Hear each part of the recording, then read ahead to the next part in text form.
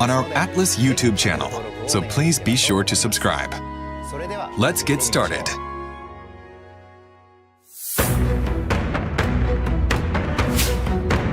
First, let's review the battle system introduced in the previous livestream. Metaphor features a turn-based and action-oriented battle system where enemies of lower rank are defeated through real-time action, allowing you to proceed at a quick pace. In this innovative battle system, against higher-ranked enemies, players can use the real-time action to enter turn-based combat with an advantage. Metaphor incorporates tactical planning through action into its established systems, along with a high degree of party composition freedom through job changes. Central to this approach are the game's new job types known as archetypes, which players can equip to their protagonist. To prepare these archetypes for the protagonist, it's crucial to first introduce the facility known as the Academia. Now, where was I? In the early stages of the story, the protagonist gains access to a mysterious location called Academia. As you can see, it's a place adorned with a plethora of books, giving it the atmosphere of a sanctuary of knowledge. The individual in Academia has high hopes for the protagonist's awakened archetypes. I've been waiting. He is well versed in archetype knowledge and will lend his support to the protagonist's journey, helping him to awaken archetypes. Archetypes are managed in lineages such as this one, branching out as they are acquired during the journey. This is a game screen from the early stages of the story, so right now we only have access to the initial archetypes with basic skills. But once you're able to swap archetypes, the real game strategy begins. Details on how the protagonist comes to visit this place will be shared in detail in subsequent updates, so please look forward to it. Now, I'd like to introduce the types and characteristics of archetypes, as well as details about the related battle systems, including some that have not yet been revealed.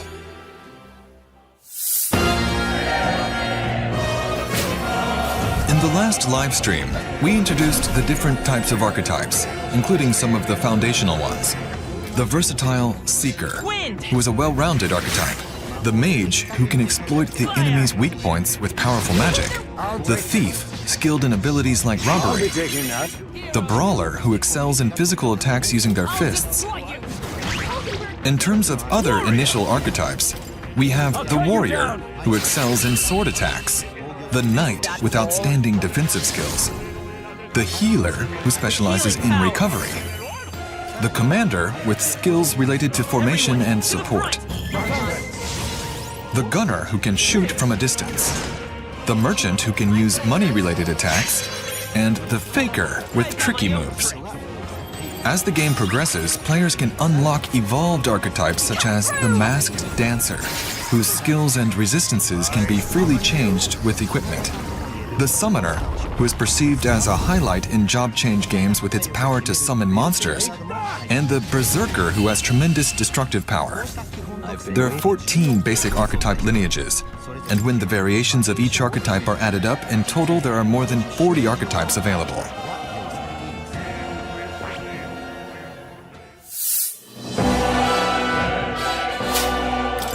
Each archetype gains experience through battle and learns various skills.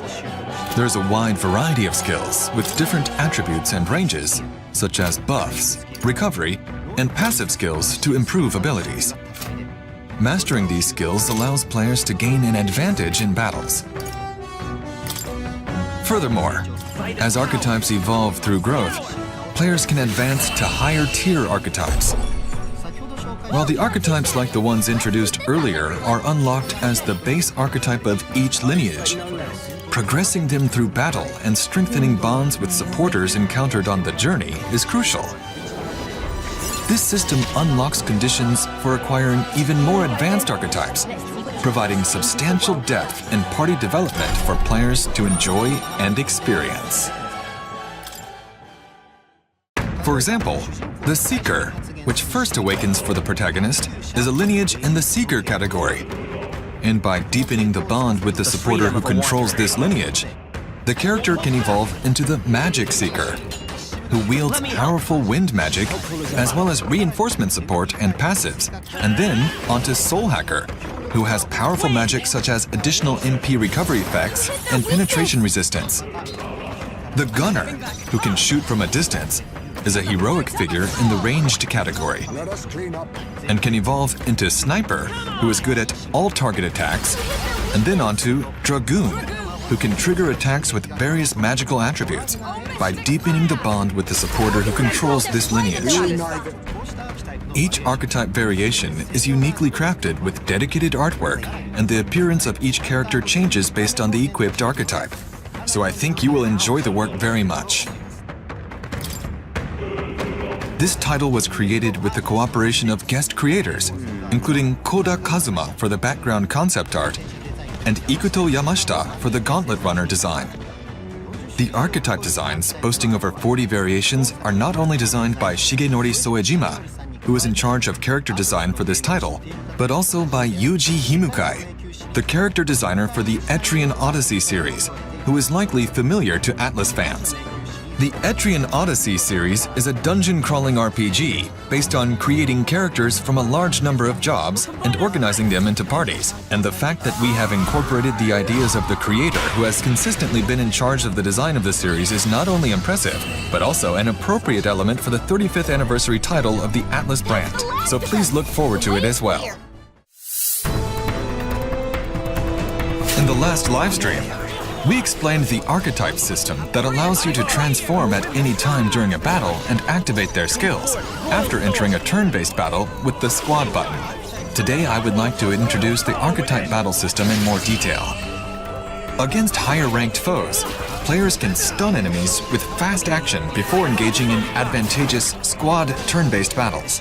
However, if attacked by enemies first, the turn-based battle will begin with a disadvantage. Players who prefer certainty in their attacks or struggle with action sequences should not try to take on the enemies through fast battle, but rather use the squad button to engage in turn-based combat. Depending on the situation, players are encouraged to adapt between high-risk, high-reward combat and low-risk, low-reward strategies. The squad battle is a turn-based battle system adopted from Shin Megami Tensei 3. In this system, the number of actions per turn is determined by the number of party members, and the number of actions increases if the enemy's weak points are exploited. So, strategize your next move wisely. You can eliminate enemies unilaterally without giving them a turn. However, this system is a double-edged sword, since this also applies for the opponent. If enemy attacks exploit your party's weaknesses, then your party's turn may not come for a while, leading to challenging battles. Metaphor is an evolution of our command battle system that has been cultivated over the years, and its innovative archetype system is unique to this title. I think we're in the clear. In command battles, players can change the party formation, front and back, and each archetype has its optimal position of strength. For example, the mage can cast magic from the back row to compensate for its weak point, low defense, to some extent, maintaining its attack power. The knight can withhold its attacks and attract enemy attacks from the back row, and therefore induce enemy attacks with minimal damage. Only a flesh wound. The gunner, who can use shooting, is an archetype that specializes in long-range attacks from the back row. The commander can change the formation of all members with its skills, allowing each player to freely create their own strategy. I shall fight as the noble I am. There is a special technique called synthesis that differs from normal skills. Synthesis, which means integration in psychological terms, is a system that allows archetypes to combine with other party members' archetypes. It can activate a special technique that is not available otherwise. To perform this skill, it consumes more than a normal action, as it consumes an additional action from your ally's turn as well. This technique is more powerful for that reason. For example, while a mage and healer can only target a single enemy with their attack, with the use of synthesis, the target can be changed to all enemies. The Seeker's main attack is wind magic, but by using synthesis, the Seeker can use attacks with attributes that are normally unavailable to it, such as light or strike. In addition, warriors are good at physical attacks, but if many of the same archetype are placed in a party, the attack characteristics will naturally be skewed. However, the special synthesis attack that can be unleashed by 3 warriors can do a surprising amount of damage even in the early stages of the game. This system is an important element of the strategy, and if used properly, It can eliminate the enemies all at once. Coordination is key. The activation conditions change depending on the combination of the party, so it is a fun element to try out different configurations and discover new synthesis combinations. Moreover, the development team has worked hard to ensure that the diverse range of archetypes remains engaging even in the later stages, allowing players to enjoy different compositions. We aimed for a balance to avoid a situation where players' party compositions become similar as the game progresses, or where only certain archetypes are used. When players change from one archetype to another, they can inherit the skills they have already mastered to the new archetype. I have a few skills. The command battle system not only includes action count strategies, but also formation tactics, special moves called synthesis, and a skill inheritance system, providing numerous ways to creatively configure archetype strategies in the party. While the party consists of 4 members initially, it can expand to 7 as the story progresses. All members can equip any of the 40+ archetypes, so we hope players enjoy developing their unique strategies. I'll use what I must. Rancor! Now that we have explained how to use archetypes in command battles, let's discuss how archetypes' abilities come into play in other ways. Weapons change depending on which archetype is equipped, and this also affects the real-time action, fast combat that can be used before entering turn-based squad battles. For example, the Seeker's one-handed sword allows for quick, successive strikes to deal damage to enemies. Let's change the archetype of the protagonist to the unlocked warrior. You can change the archetype of your party members as well from each tree, but the fast action is a move specific for the protagonist, so we want you to try out not only the command battles, but also the strategic action. In the case of the warrior's great sword, its large swing delivers powerful blows, and while swinging it, the user is not susceptible to preemptive strikes from enemies. In the case of the mage's staff, the attack range extends not only forward, but also around the user, making it effective in situations where the player is surrounded by multiple enemies. It can wipe out many monsters when outnumbered and outclassed. Additionally, there are archetypes that can use ranged weapons. The Faker can throw knives, and the Gunner uses a crossbow, allowing attacks from a safe distance. Enemies roaming the field also have various characteristics and weaknesses. For instance, you might use a gunner with long-distance attack range to take down flying foes. However, if you choose the protagonist's archetype focusing mainly on fast action, he will fight with that archetype when you enter a squad battle. You cannot swap archetypes in a squad battle, so it's important to plan ahead of time. We hope that everyone will enjoy the fast and squad combat.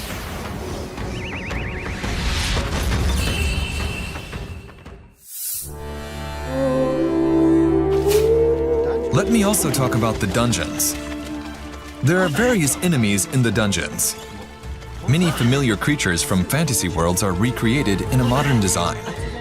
Some enemies that ambush you, some that hide underground, and some that appear in a group. There are no dungeons that require a specific type of archetype party, so please enjoy trying out various party strategies of your choice. Although, there are tough enemies and bosses that force you into battles.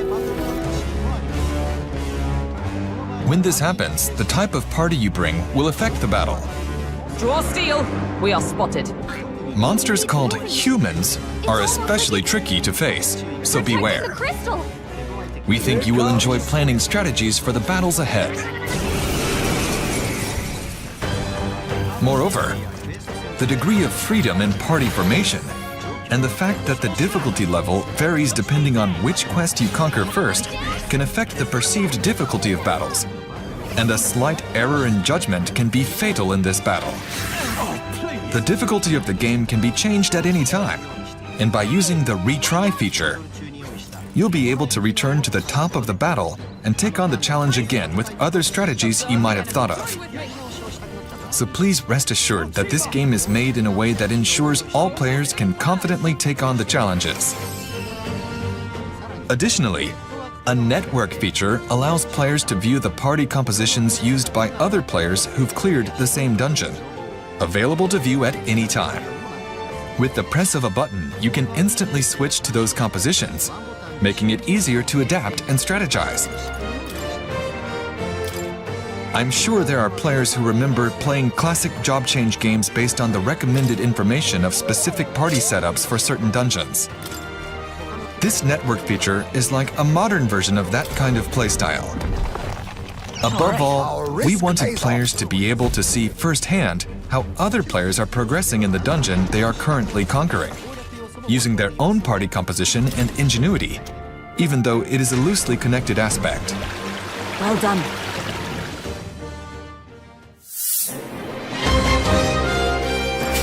So, what did you think? In this video, we have introduced the various types and uses of archetypes.